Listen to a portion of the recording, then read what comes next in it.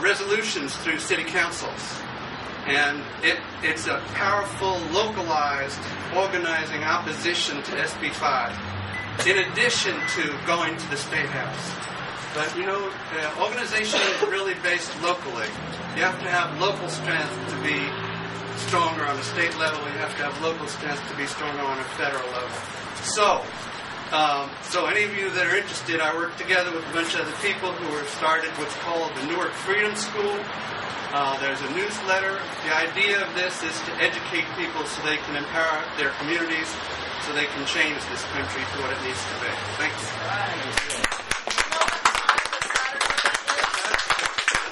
The Saturday event is at noon, right here, around the courthouse. All right, ladies and gentlemen, I kind of skipped over one thing at least that I was supposed to read as per Move On's orders. All right, it's from a Move On member named Beth. She lives in Columbus, Ohio. She wrote, I have been on unemployment for over a year, going on 2 years. I had a job for 6 months this summer. I had regained some of my self-esteem that was lost by being unemployed. I got my pink slip at Christmas, and all the other jobs that are available are around $8.50 an hour, part-time. I am going to be 44 in February. This is not what I had in mind for my future. I have a bachelor's degree and a master's degree. At my age, I can't afford to move on without any prospects to a better part of the U.S. for my career. I'm on food stamps and won't be able to let that benefit go until I get paid a living wage. My parents pay my rent. We're not out of the Great Recession, not even close. I say here to that too. All right.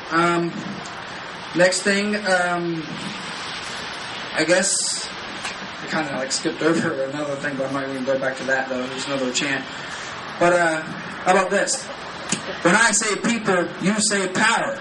People, power. People, power. I want to hear it a little bit louder. When I say people, you say power. People, power. People, power. Stand up, fight back. Stand up, fight back. Stand up, fight back. Stand up, fight back. Stand up, fight back. I know I stopped too soon with something. I said I'm a novice, I'm sorry. Okay. All right, okay. I have another speaker here. I don't think Mayor Mark Johns is here. Is he? I got a call earlier this afternoon. He had a meeting, but he's in full support of me. He plans to be here Saturday. Well, apparently the mayor of Heath is going to be here on Saturday. He had something else he had to do, which is cool. It was on short notice, so. But it was Caitlin Bentley. Okay, awesome.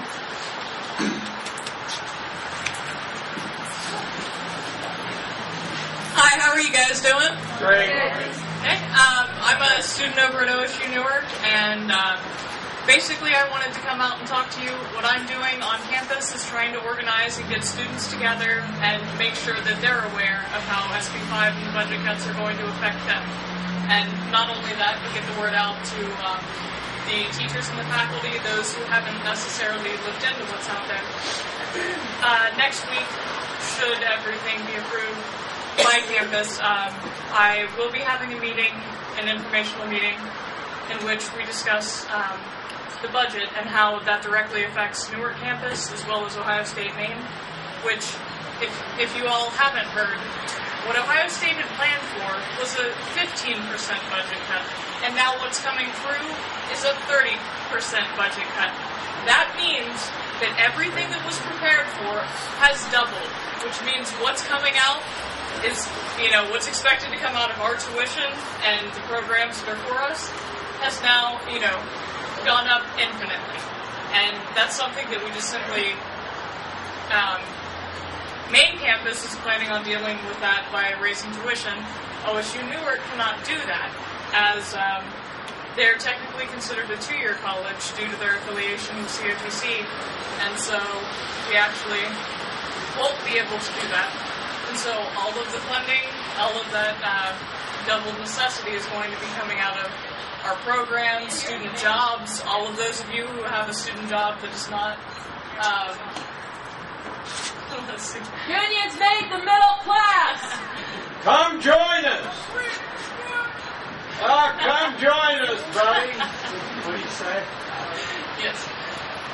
think he was in agreement.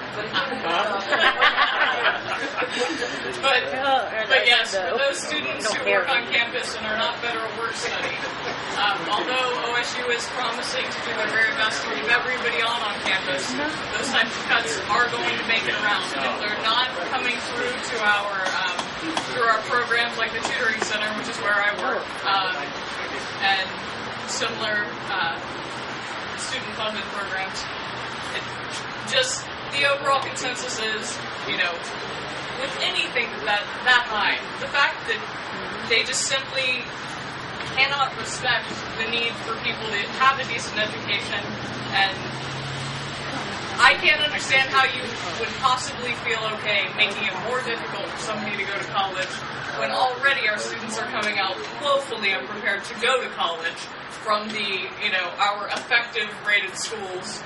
And yeah, but that's what I'm working on, and if anybody's interested in helping, I'd be happy to have some help. Thank you very much.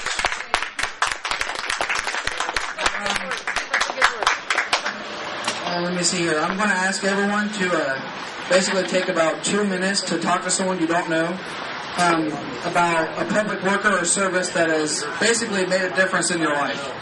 So, we're going to go ahead and do that just for a second here. A little bit of an interim, I guess.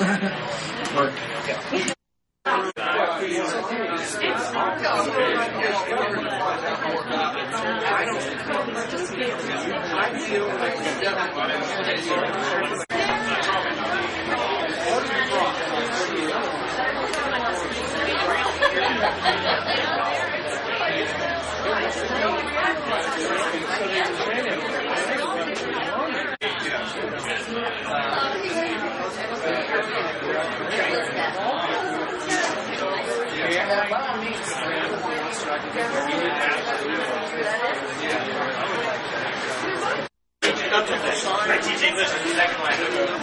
And I live just down the street. Writer's writing conference. Yes, I'll be here Saturday.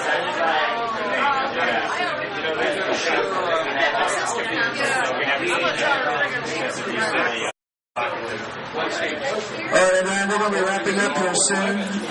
But I want to read something real quick from my mother. My mom had a little bit of a message for everyone. She's actually one of the people who RSVP'd, but she wasn't able to come. So this is what her letter says. It says, "Hello, fellow citizens of Newark, Licking County. My name is Sterling Moran. My son is Daniel Crawford III, your host of this event. I am here via this letter to voice my views on this matter. I would be there, but due to me having chemotherapy yesterday, I am not well and can't risk the exposure of any kinds of germs, so please excuse my absence.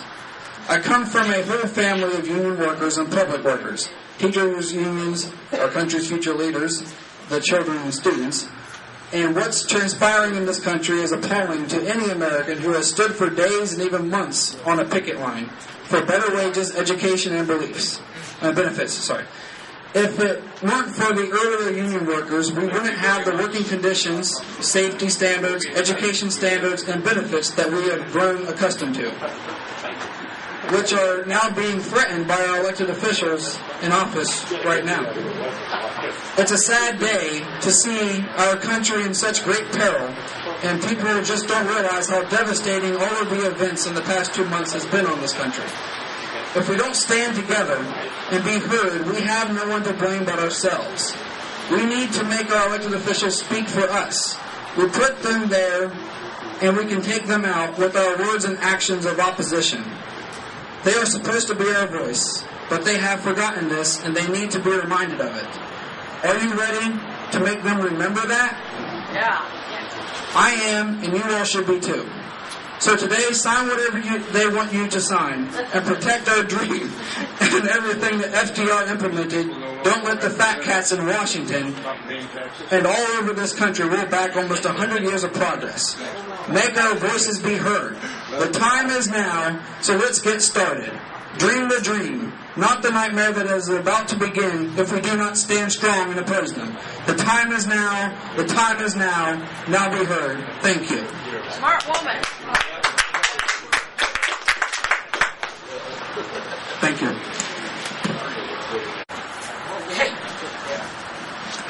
All right, so as we wrap up here, we're going to do one more chant, and it's basically in tune with the name of this whole thing that I gave as The Time Is Now.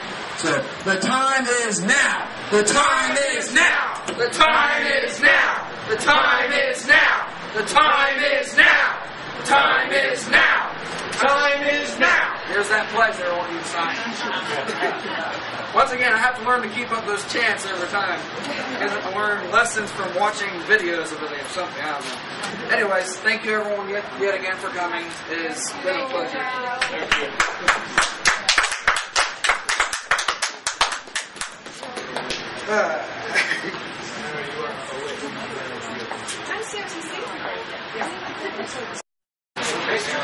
Thank you very much. If you want to get bombarded by email and move on, go ahead.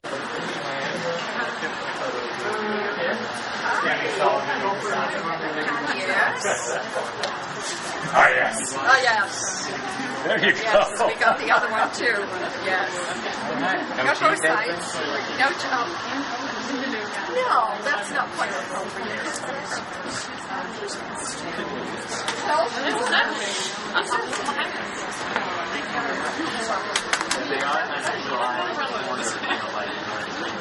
Yeah, right. All right. It said, I am willing. Did not say, I wrote it. I'm retiring tomorrow. That means absolutely nothing. I'm going to retire and then I'm going to go to work. Well, you're another Bill Nichols. Well, no, I just can't You afford to retire. retired.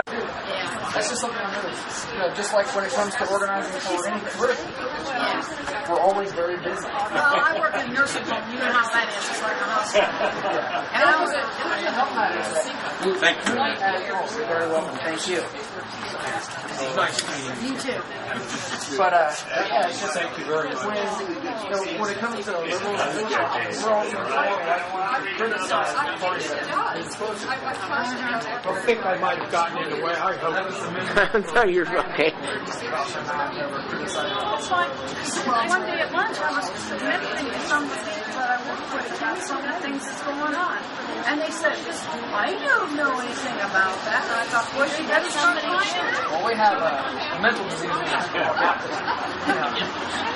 That's what. Your patients have to find out these things. Yeah, that's what we go down to. People are going to have severe fires from all of this. And it's going to be too late. It'll be up to us to restore all. Yeah. We have to rebuild from the ground up. Well, I said something to them. I said they're talking about shutting down the government. Oh, they can't do that. They can do anything they want.